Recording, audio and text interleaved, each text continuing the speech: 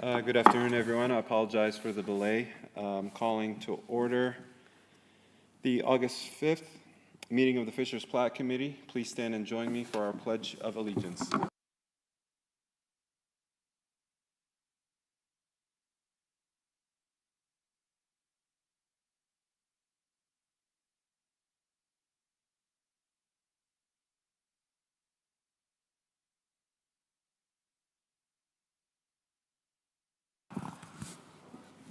Thank you.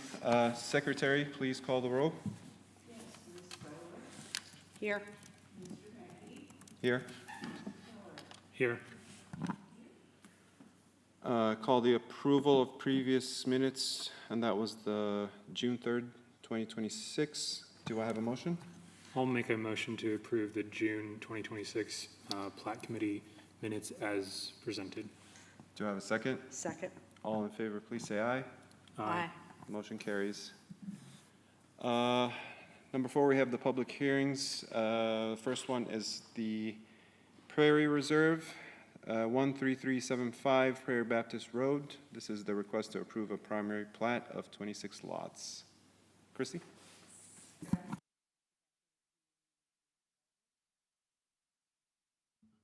Thank you. Good afternoon. Christy Cashin with Community and Economic Development. Before you today is a plat located at 13375 Prairie Baptist Road. The subject site is 17.52 acres and currently contains 3 lots. This area is zoned R2 residential, and the zoning for these lots will remain unchanged. The surrounding area, as shown here, is zoned R2 residential and PUDR. The Silverton PUD is to the east. The future land use map calls for the area to be core residential. The proposed plat will be subdivided from the existing 3 lots to 26 single-family lots, along with common area and public right-of-way. All lots meet the minimum requirements of the UDO, and future development will be required to meet the UDO requirement or UDO standards. Access will be provided via Prairie Baptist Road, and 2 internal public streets will be constructed as part of this development. The development will include new paths along Prairie Baptist Road, as well as internal pedestrian network of trails and sidewalks. No waivers were requested for this plat. We did receive 1 public comment earlier today. Matt Burke of 13026 Prairie Baptist Road supports development in the area, but was concerned about road quality, drainage, and pedestrian safety along Prairie Baptist Road. This plat is in line with the objectives of the Fishers Unified Development Ordinance and aligns with the future land use plan. Staff recommends approval of primary plat PP 26-4 with the following conditions: that all TAC comments are addressed. And with that, I will conclude my presentation. The applicant and I are available for questions. Christy, can you go back to the site plan? Are there any improvements to Prairie Baptist Road that the development is required to do? They are doing a small turn lane into it for the right-hand turn going south. That's the improvement I know of. Okay.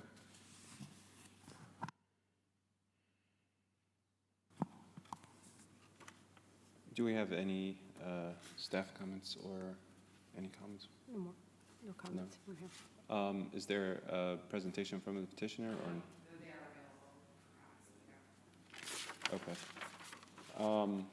We will now open the public hearing.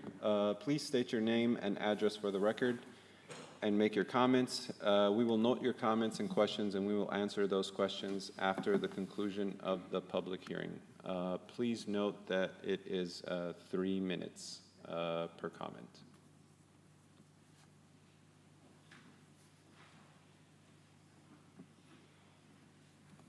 Hi, my name is Matt Berkey. I was the one that sent that email.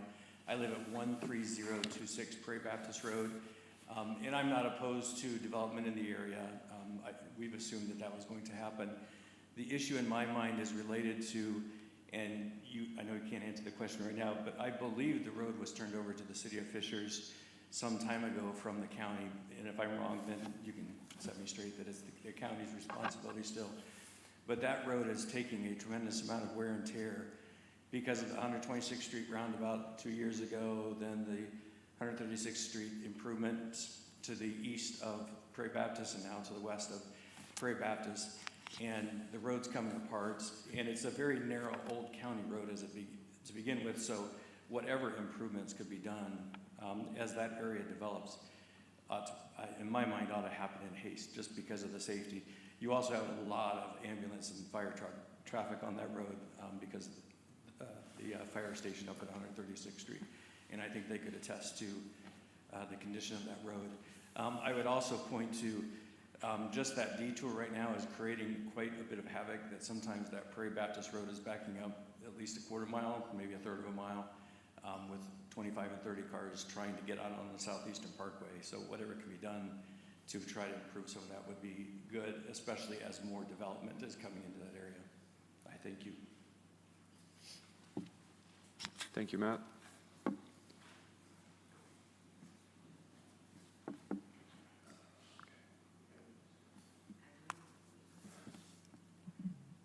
All right, seeing that there is no other comments, I guess as the answers to Matt's question, do we answer it now?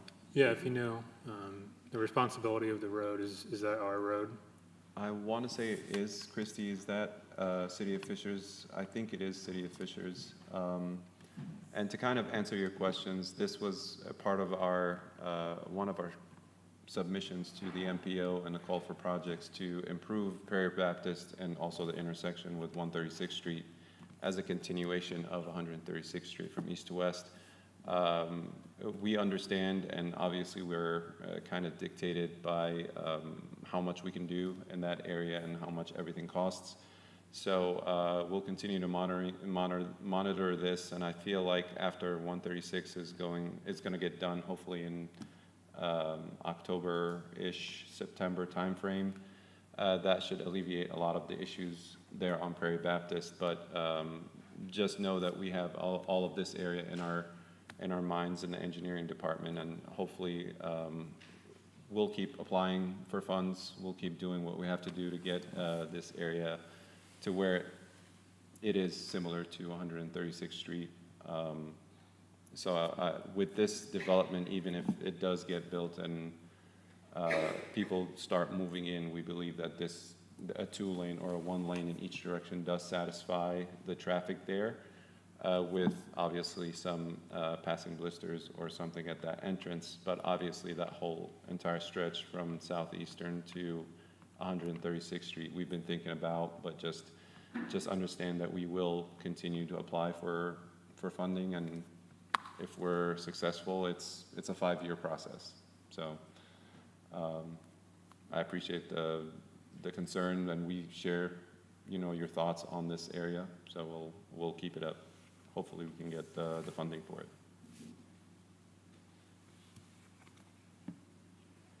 All right, it is now time to entertain a motion. Do I hear a motion? I'll make a motion to approve primary plat 26-4 as it meets all local and state requirements. We are obligated to approve that. I do add the condition that all attack comments are addressed through this process. Second. He has closed the public hearing, but staff can meet with you afterwards to hear your questions. He said staff can meet with you afterwards, and we can address your questions. Okay. Do I have a second to this motion? Second. All in favor, please say aye. Aye. All right, Secretary, please call the roll. Let me just. Ms. Stoller. Aye. Mr. Mackey. Aye. Mr. Hillary. Aye.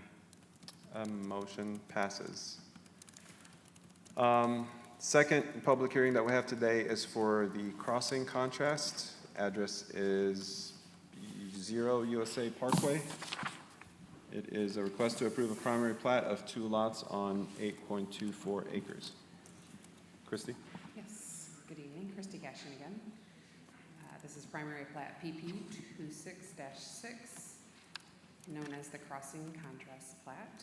The proposed plat is generally located south of the USA Parkway roundabout with a common address of 0 USA Parkway. The subject site is 8.24 acres and currently contains 1 lot. This area is zoned the Yard Phase 2 PUD and is within the I-69 overlay district. The zoning for these lots will remain unchanged. The surrounding area, as shown here, are zoned PUDN, which contains the Yard Phase 2 PUD and the Exit 5 Sunbeam PUD. The future land use map calls for this area to be employment node. The proposed plat will be subdivided from 1 existing lot into 2 lots plus public right-of-way.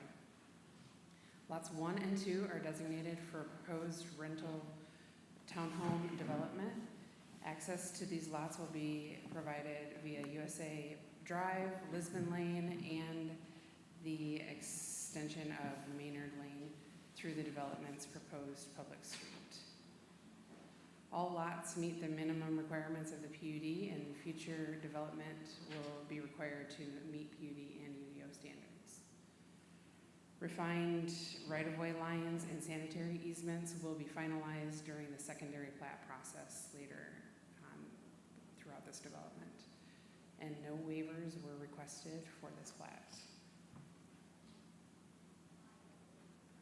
This plat is in line with the objectives of the Fishers Unified Development Ordinance and aligns with the future land use map. Staff recommends approval of the primary plat PP-26-6 with the following conditions: that all staff comments are addressed, including the right-of-way lines and easements being accurately reflected on the secondary plat. With that, I will conclude my presentation, and once again, I am available for comments, and so are the petitioners. Do we have any staff? Do we have any comments? No. Just for clarification, Councilor Stoller, that new public right-of-way, I believe on here, and correct me if I'm wrong, Christie, you see that lot 1 and then lot 2, and then that new public right-of-way is right there in that middle. That would connect USA Drive to Maynard Lane, which is right there next to the event center. So kind of subdividing this area pretty well. I like that. I like that a lot. That'll be neat to have those 2 connected. So yeah. All right, sounds good. We will now open the public hearing. Again, please state your name and address for the record and make your comments. We will note your comments and questions and will answer those after the conclusion of the public hearing. And again, it's 3 minutes per comments. Seeing that there is no public comment, I will close the hearing. And it is now to entertain a motion. Do I hear a motion? I will make a motion to approve primary plat 26-6 as it meets all local and state requirements, with the condition that all TAC comments are addressed, including the right-of-way and easement lines on the secondary plat prior to it being recorded. Do I have a second? Second. I have a motion and a second. Secretary, please call the roll. Ms. Stoller? Aye. Mr. Mackey? Aye. Mr. Hillary? Aye. All right, motion passes. Number 5, do we have any old business? No old business. Old business. Number 6, new business. We have one item, and it is the Barlin Homestead address of 10638 Cynthia Ann Road. This is the request to approve a minor primary plat of 2 lots on 4 acres. All right, good afternoon again, Christy Cashin. For you today is a primary plat for 10638 Cynthia Ann Road. Subject site is 4 acres and currently contains 1 lot. This area is zoned R2 residential, and the zoning for these lots will remain unchanged. The surrounding area, as shown here, is zoned R2 residential, and a little bit further east is PUD-R, which is Vermilion PUD and the Riviana PUD. The future land use map calls for this area to be estate residential. The proposed primary plat will be subdivided from 1 existing lot into 2 lots. Lot 1 will be developed with a single-family home, and Lot 2 will host the existing structure. All lots meet the minimum requirements of the UDO, and future development will be required to meet the UDO standards. Access to Lot 1 will be provided via the proposed new driveway on Cynthia Ann Road, and access to Lot 2 will be provided through the existing driveway. No waivers were requested for this plat. This plat is in line with the objectives of the Fishers Unified Development Ordinance and aligns with the future land use plan. Staff recommends approval of plat PP-26-3 with the following conditions: that all TAC comments are addressed, and at the request of the City of Fishers Engineering Department, that staff requests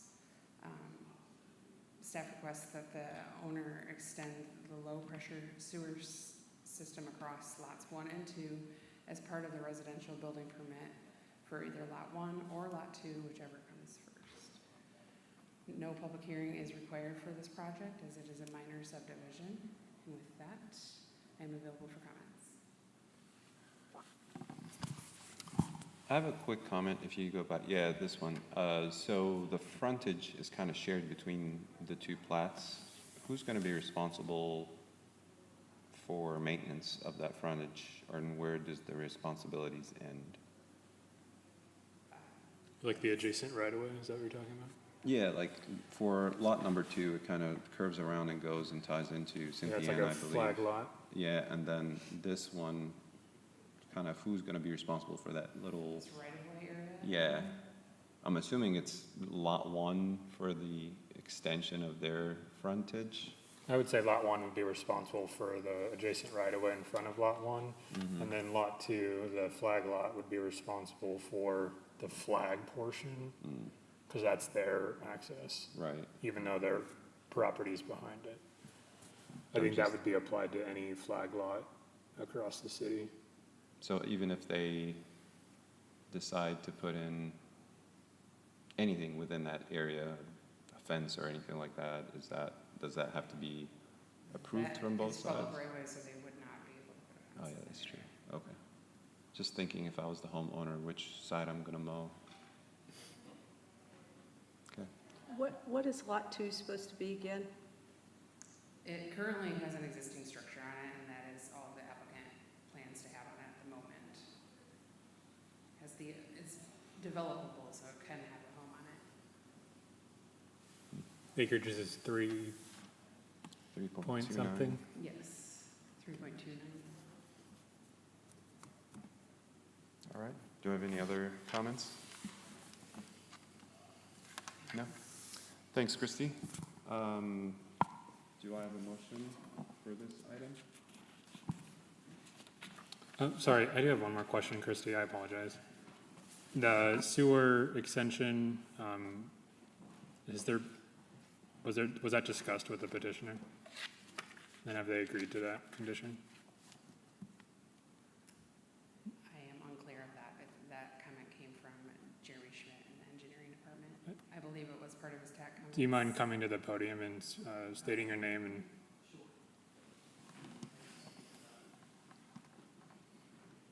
Before we put a condition on something, I just wanted to make sure that it was communicated with you. So. Absolutely, yes.